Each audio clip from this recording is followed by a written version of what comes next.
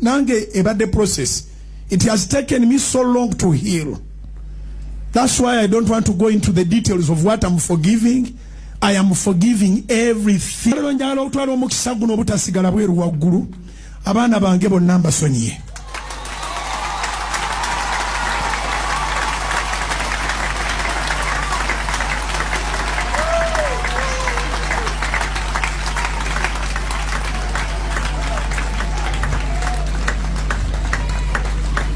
Dorwini Bugingo, Gift Kirabo, kusonyiye nga nkijja ku ntobo y'omutima gwange.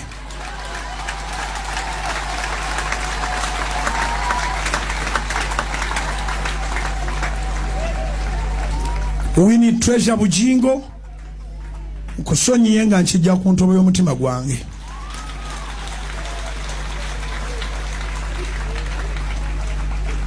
Jennifer Blessed Bugingo, kusonyiye nga nkijja ku ntobo y'omutima gwange. Omuto Isaac Bugingo tamanyi na bigenda mu maaso. Era nsaba Mukama ansaasire. Bulijjo nsaba omukisa nga ngusabira Isaac Bugingo every day without fail. Era nyina ne plan nyingi nnyo ku lw'obulamu bwe.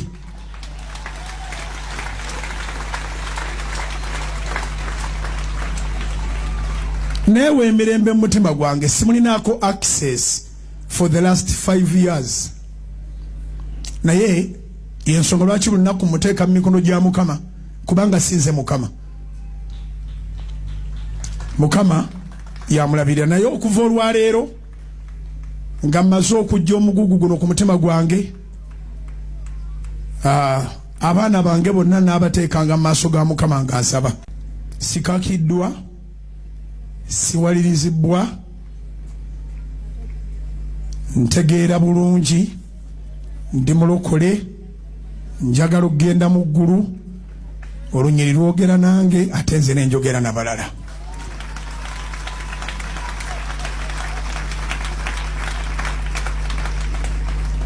Otusonyiwa ebibi byaffe nga naffe otusonyiwa abatukola obubi. What I saw, what I didn't see, what I heard, what I didn't hear, I have totally forgiven. Tuyingire wiki yaffe.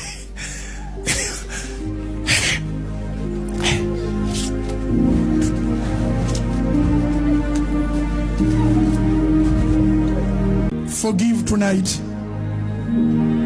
If you love the Lord, forgive.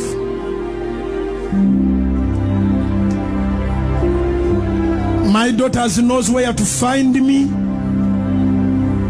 I'll be the happiest if I see any of them tomorrow or tonight.